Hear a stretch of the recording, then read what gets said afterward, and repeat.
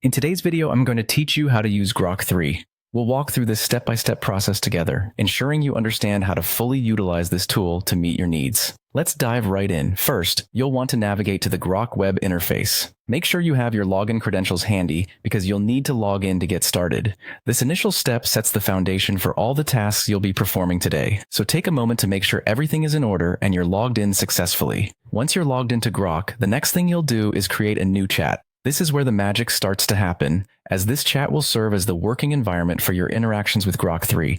Think of it as opening a fresh canvas, ready for all your innovative ideas and interactions. You should see an option on the interface to create a new chat. Go ahead and click on it.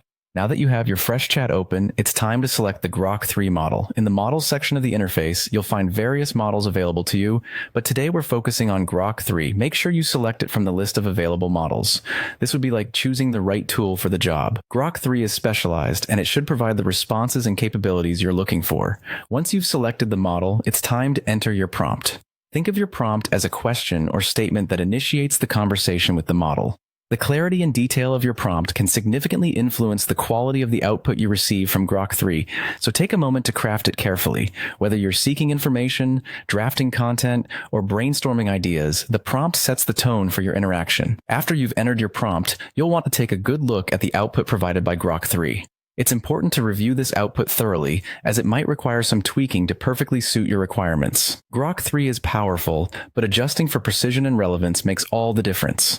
If necessary, refine your prompt or make adjustments to get closer to the desired outcome. This iterative process is where you can really harness the potential of Grok 3, refining as you go along.